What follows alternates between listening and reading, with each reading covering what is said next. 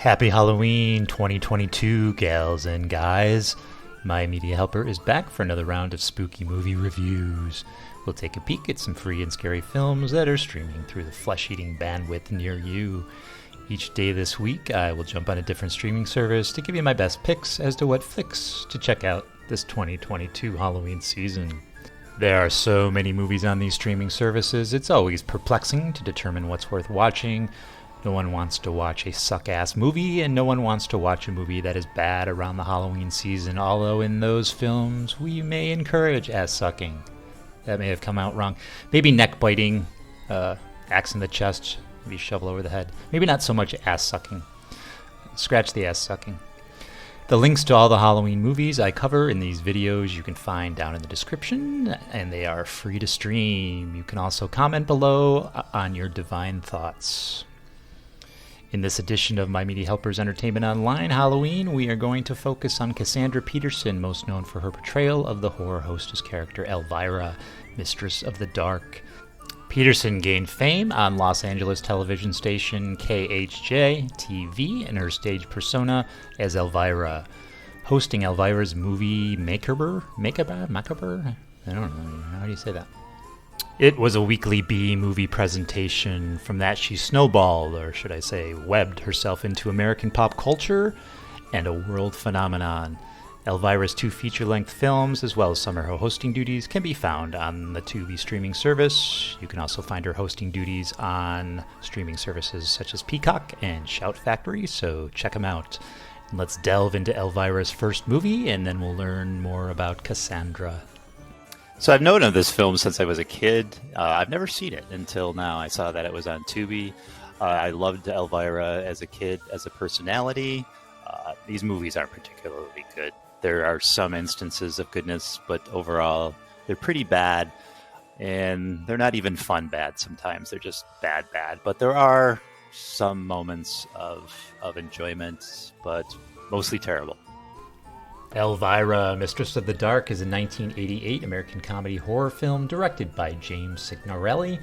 In the character's feature film debut, eccentric horror hostess Elvira, portrayed by Cassandra Peterson, inherits a house that is nestled in the heart of an overly prudish community.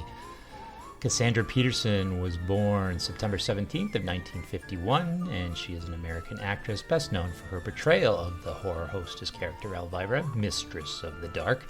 She gained fame on Los Angeles television station KHJ, wearing a black, gothic, revealing cleavage-enhancing gown as host of Elvira'S movie Macabre. I can't pronounce that. M-A-C-A-B-R-E. Macabre? A weekly horror movie presentation. Her wickedly vampish appearance is offset by her comical character, quirky and quick-witted personality, and Valley Girl-type speech. Peterson was born in Manhattan, Kansas. As a child, Cassandra was more fascinated by horror-themed toys, while other girls were occupied with Barbie dolls. In elementary school, she watched House on Haunted Hill, which was the first horror film she ever saw. During her teens, Peterson worked as a drag queen go-go dancer in a Colorado Springs, Colorado gay bar, and as a go-go dancer for soldiers at Fort Carson. Inspired by Anne Margaret in the film Viva Las Vegas, while on a trip to Las Vegas, Nevada during high school, she convinced her parents to let her see a live show where she was noticed by the production staff. Despite being only 17 years old, she convinced her parents to let her sign a contract. Immediately after graduating high school, she drove back to Las Vegas, where she became a showgirl in Frederick Epcar's pioneering Veuve les Girls at the Dunes, and there she met Elvis Presley, whom she went on a date with. She had a small role as a showgirl in the James Bond film Diamonds Are Forever, 1971, and played a topless dancer in the film The Working Girls from 1974. Peterson says that while she has no memory of the event, she appears to have posed for the cover of Tom Waits' album Small Change, released in 1976. In the early 1970s, Peterson moved to Italy and became lead singer of the Italian rock band I Latins 80 and the Snails. After being introduced to film director Federico Fellini by the producer of a documentary on Las Vegas showgirls in which she had appeared, she landed a small part in the film Roma, 1972. When she returned to the United States, she toured nightclubs and discos around the country with a musical comedy act, Mama's Boys.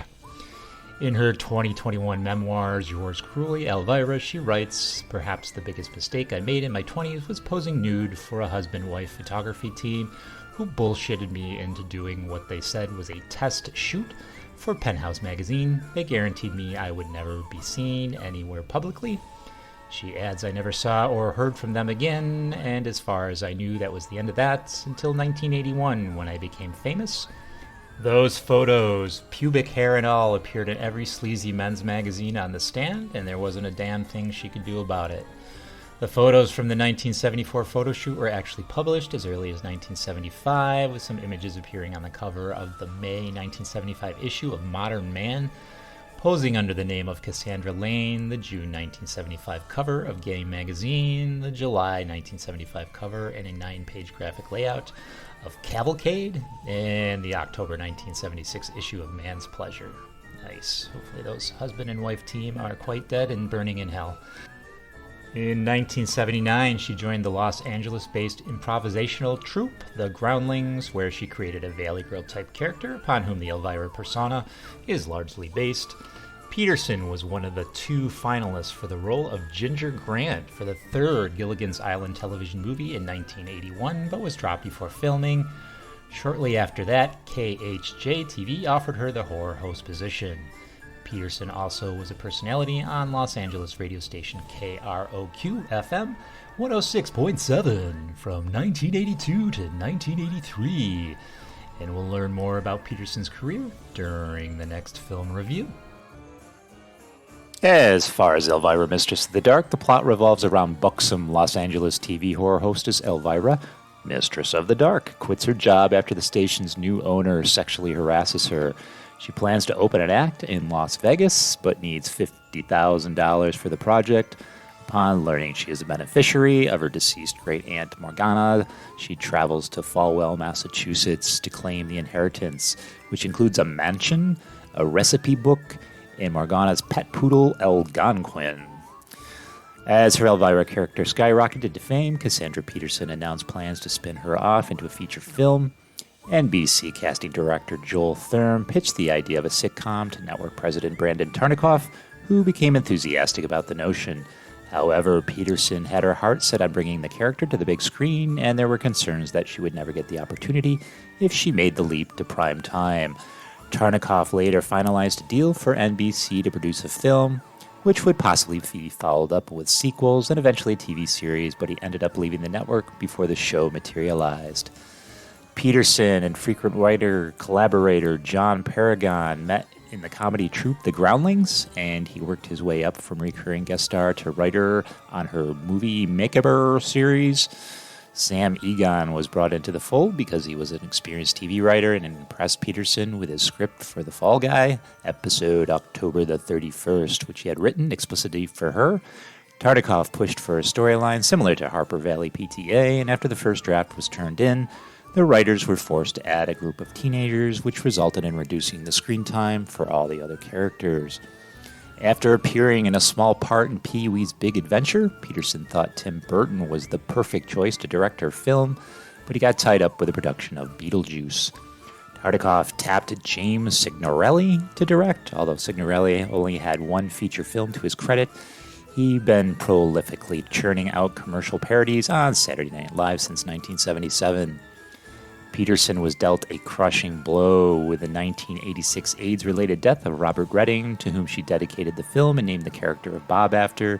She and Redding had collaborated to create Elvira's look, and he painted the portrait which is used for Morgana Talbot. Accustomed to Redding styling her wigs, Peterson became perpetually unhappy with their appearance and later admitted that she was too harsh with the film's wig stylist. The film was shot over a span of 8 weeks between January and March of 1988. The first scenes were shot at a bowling alley in Mount Rose, California, and Peterson worried about beginning the production with her character's big monologue, but much bigger stresses were soon to follow. One of the most problematic issues was Peterson's co-star Binny, a temperamental poodle that did not seem to like anyone except his trainer. Peterson would not allow them to use a permanent dye on the dog's fur. Instead, they used a vegetable dye mixture that had to be touched up and reapplied daily. The dog had trouble hitting its mark. It did not perform properly and actually attacked Kurt Fuller's ankle, leaving the actor with long-lasting scars. Yikes. Plus, entire scenes had to be dubbed to mute the trainer's commands. Peterson quickly sold the script for a sequel, but it got tied up in red tape when Carloco Pictures went bankrupt. She followed through with plans to star in a new sitcom, but 1993's The Elvira Show did not secure a spot on the TV schedule, and soon after she announced a forthcoming Elvira versus the Vampire Women, but a contract dispute with Roger Corman prevented the film from being produced. So that's Mistress of the Dark. There is a good scene. It's a picnic scene where the community comes together and has some type of potluck, and Elvira makes something out of that magic book cookbook of hers. And the whole town, let's say, gets promiscuous. That's actually a funny scene. That's a great scene. So if this movie has any watch factor, it's for that scene, because I did chuckle at that. Not a great movie, but again, I love Elvira, so I guess it evens out at the end to watch her for an hour and a half. Now let's talk about Peterson's second feature film with the Elvira character, Haunted Hills. Unlike the last film, I had no idea this even existed until I went on to Tubi. Elvira's Haunted Hills is a 2001 American comedy horror film directed by Sam Irvin and written by Cassandra Peterson and John Paragon.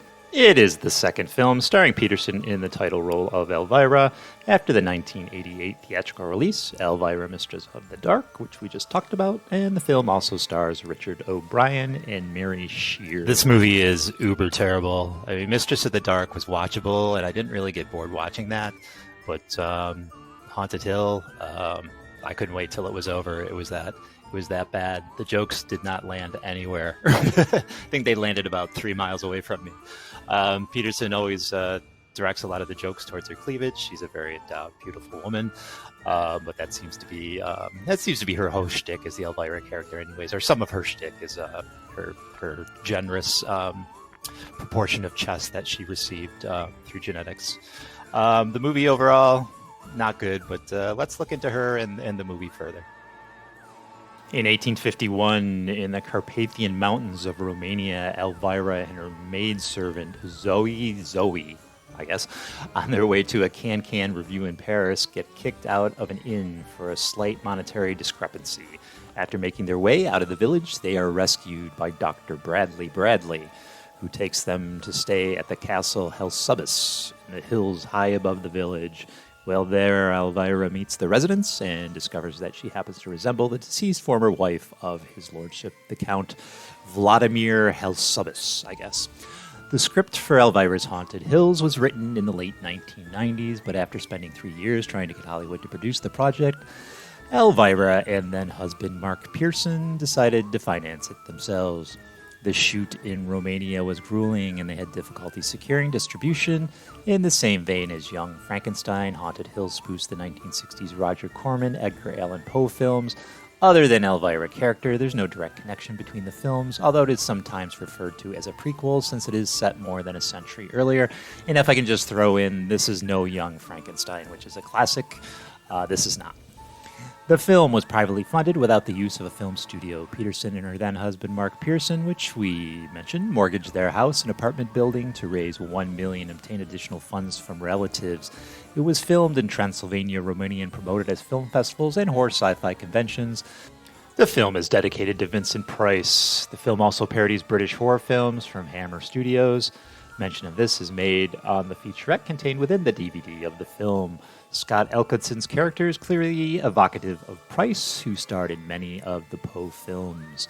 The film opened on July 5th of 2001 weekend at the Laemmle Fairfax Cinema in Los Angeles after premiering at the International Rocky Horror Fan Convention on June 23rd of 2001. It was released direct-to-video fittingly on October 31st of 2002. And let's just jump back over and look more into Peterson's long-lasting career.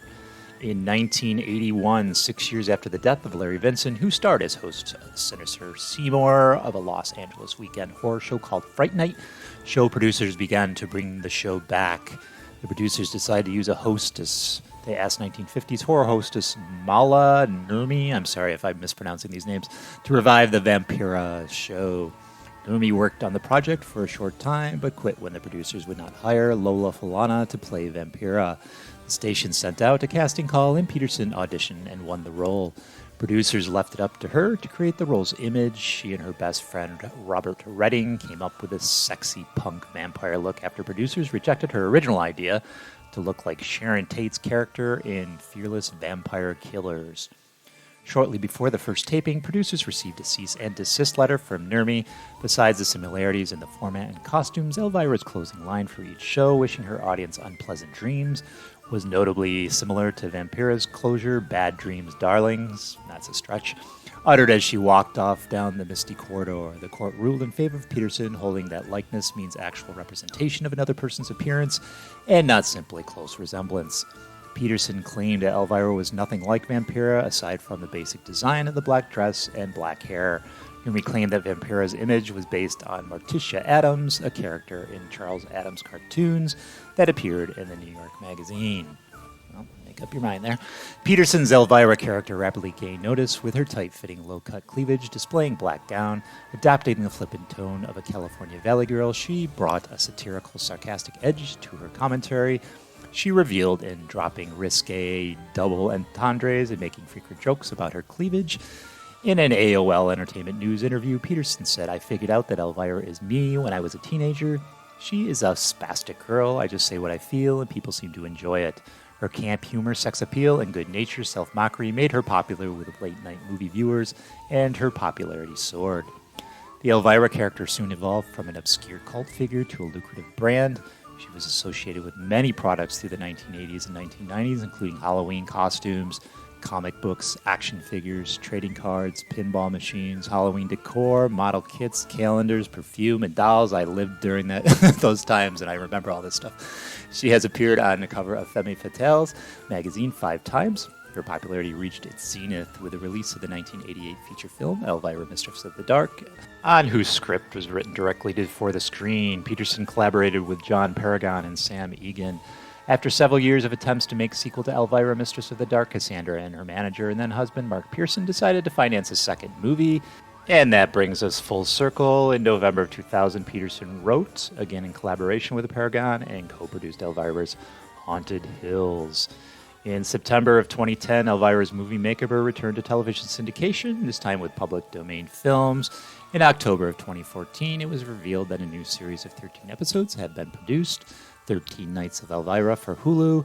The show premiered on October 19th of 2014, running through to Halloween, fitting again. As of September 2018, Peterson was working to develop a direct sequel to 1988's Elvira Mistress of the Dark, as well as an animated Elvira project. And the only thing that really made me laugh was the stable boy. All his lines were dubbed over, so that was kind of funny, at least to begin with, and then it kind of got old. But it was kind of humorous how they did that. It was a good idea. But overall, these two movies are not very good. I do like Cassandra.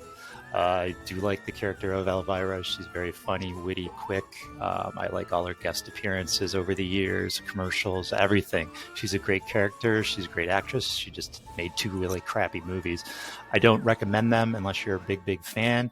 If you come over to Tubi, right here, you can see the movies, and you can also see your hosting duties. If you really want to see some other Santa Claus Conquers the Martians, not a good movie, not a good movie either. But if you want to see some of her hosting duties, head over to Tubi and check it out. All right, I'll be doing 6 other videos for other streaming services this week. I hope you enjoy those and take a look at those. And I appreciate you as always, gals and guys. If you could subscribe if you like this video, I would appreciate it. And thumbs up, of course, if you like the video. If you didn't like it, thumbs up anyways. Come on, it's Halloween. Give me a treat, not a trick, okay? And then certainly share with anyone who's a big Elvira fan. Hit the bell if you want updates, and I will catch you next time.